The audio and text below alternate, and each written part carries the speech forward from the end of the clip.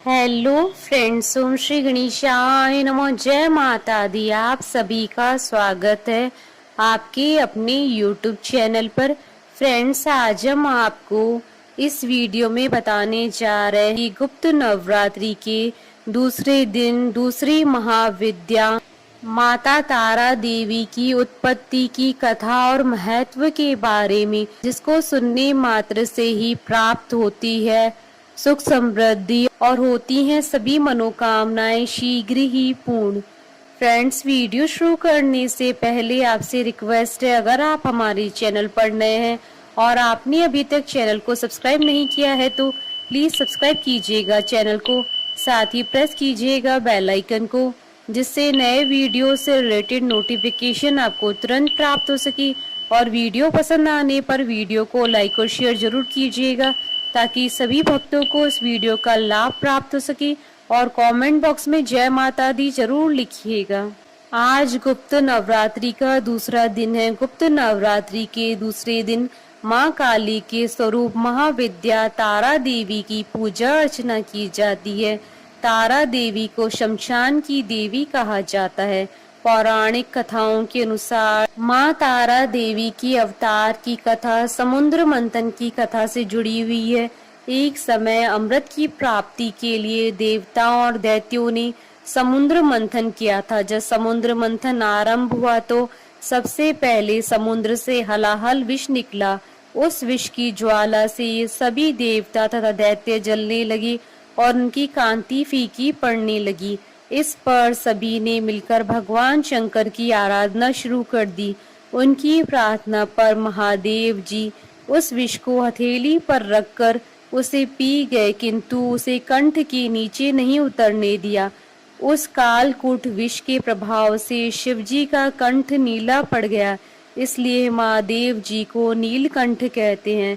इस तरह भगवान शिवजी ने दुनिया को विनाश से बचाया, लेकिन विष के शक्तिशाली प्रभाव से महादेव जी के गले में जलने से होने वाली पीड़ा रुकने का नाम नहीं ले रही थी। तब देवी भगवती माँ तारा के रूप में प्रकट हुई और भगवान शिव जी ने शिशु का रूप लिया। देवी भगवती ने माँ तारा के रूप में शिव जी को अपनी गोद में ले लिया और भगवान शिव जी को अपना अमृत में दुग्ध पान करवाया। फलस्वरूप भगवान शिव जी को पीड़ा से मुक्ति मिल गई, लेकिन माँ तारा देवी के शरीर पर हलाहल का असर हुआ, जिसके कारण वह नीले वर्ण की हो गई। माँ तारा जगत जननी माता के रूप में तथा घोर से घोर संकटों की मुक्ति के हेतु प्रसिद्ध हुई।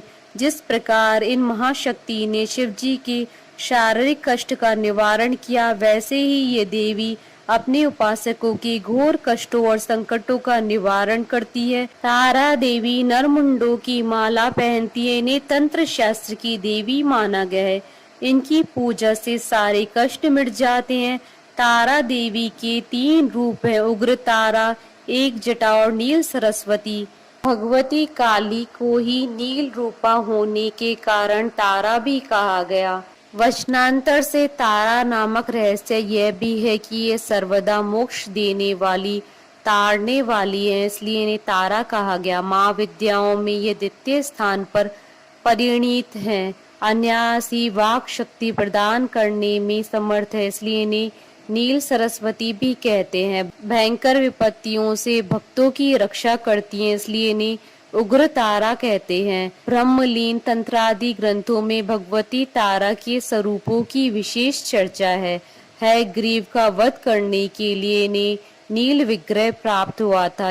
ये शव रूप शिव पर प्रत्यालीड मुद्रा में आरूढ़ है। भगवती तारा नील वर्ण वाली, नील कमलों के समान 3 नेत्रों वाली तथा हाथों में कैंची, कपाल, कमल और खड़ग धारण करने वाली हैं। ये व्याघ्र चर्म से विभूषिता तथा कंठ में मुंडमाला धारण करने वाली है। शत्रुनाश, वाक शक्ति प्राप्ति तथा भोग मोक्ष की प्राप्ति के लिए तारा अथवा उग्र तारा की साधना की जाती है। रात्रि देवी की स्वरूपा शक्ति तारा महाविद्याओं में अद्भुत प्रभावशाली और सिद्धि की अधिष्ठात्री देवी कही गई हैं। भगवती तारा के 3 रूप हैं, तारा, एक जटा और नील सरस्वती। तीनों रूपों के रहस्य कार्यकलाप तथा ध्यान परस्पर भिन्न है, किंतु भिन्न होते हुए भी सबकी शक्ति समान और एक है। भगवती तारा की उपासना मुख्य रूप से तंत्रोक्त पद्धति से होती है। इनकी उपासना से सामान्य व्यक्ति भी बृहस्पति के समान विद्वान हो जाता है। भारतवर्ष में सर्वप्रथम महर्षि वशिष्ठ ने तारा की आराधना की थी, इसलिए तारा को वशिष्ठ ताराधिता तारा भी कहा जाता है। वशिष्ठ जी ने पहले भगवती तारा की आराधना वैदिक रीति से करनी प्रारंभ की, जो कि सफल न हो सकी। उन्हें अदृश्य शक्ति से संकेत मिला कि तांत्रिक पद्धति के द्वारा उपासना करे। जब वशिष्ठ जी ने तांत्रिक पद्धति का आश्रय लिया तब उन्हें सिद्धि प्राप्त हुई। यह कथा आचार तंत्र में वशिष्ठ मुनि की आराधना उपाख्यान में वर्णित है। पौराणिक मान्यताओं के अनुसार देवी तारा की उत्पत्ति मेरू पर्वत के पश्चिम भाग में चोलाना नदी के तट पर हुई है। ग्रीव नाम के दैत्य के वध हेतु देवी माँ काली ने ही नीलवर्ण धारण किया था। सर्वप्रथम स्वर्ग लोक के रत्नद्वीप में वैदिक कल्पोक्त तथ्यों तथा वाक्यों को देवी काली के मुख से सुनकर शिवजी अपनी पत्नी पर बहुत प्रसन्न हुए। शिवजी ने माँ काली से पूछा, आदि काल में आपने भयंकर मुख वाले रावण का विनाश किया, तब आश्चर्य से युक्त आप वह स्वरूप तारा नाम से विख्यात हुआ। उस समय समस्त देवताओं ने आपकी स्तुति की तथा आप अपने हाथों में खड़ग नरमुंड वार तथा अभय मुद्रा धारण की हुई थी। मुख से चंचल जीवा बहार कर आप भयंकर रूपवती प्रतीत हो रही थी। आपका वह विकराल रूप देख सभी देवता भय से आतुर होकर कांप रहे थे। आपके विकराल भयंकर रुद्र रूप को देखकर उन्हें शांत करने के निमित्त ब्रह्मा जी आपके पास गए थे। समस्त देवताओं को ब्रह्मा जी के साथ देखकर देवी लज्जित हो आप खड़ग से लज्जा निवारण की चेष्टा करने लगी। रावण वध के समय आप अपने रुद्र रूप के कारण नग्न हो गई थी तथा स्वयं ब्रह्मा जी ने आपकी लज्जा निवारण हेतु आपको व्याघ्र चर्म प्रदान किया था। इसी रूप में देवी लंबोदरी के नाम से विख्यात हुई। तारा रहस्य तंत्र के अनुसार भगवान राम केवल निमित्त मात्र ही थे। वास्तव में भगवान राम की विध्वंसक शक्ति देवी तारा ही थी, जिन्होंने लंकापति रावण का वध किया। चैत्र मास की 9वीं तिथि और शुक्ल पक्ष के दिन तारा रूपी देवी की साधना करना तंत्र साधकों के लिए सर्व सिद्धि कारक माना गया है। शत्रुओं का नाश करने वाली, सौंदर्य और रूप ऐश्वर्य की देवी तारा आर्थिक उन्नति और भोग दान और मोक्ष प्रदान करने वाली है। जो भी साधक या भक्त माता की मन से प्रार्थना करते हैं, उसकी कैसी भी मनोकामना हो वह तत्काल पूर्ण हो जाती है। तारा पीठ में देवी सती के नेत्र गिरे थे, इसलिए इस स्थान को नैन तारा भी कहा जाता है।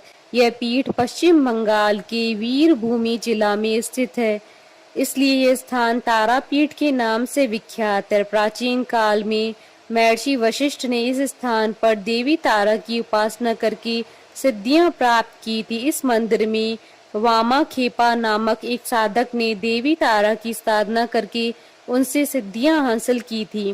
बोलिए जयकारा माँ माईदा सच्चे दरबार की जय। हमारे साथ इस वीडियो में अंत तक बने रहने के लिए आपका धन्यवाद। ओम श्री गणेशाय नमः। जय माता दी।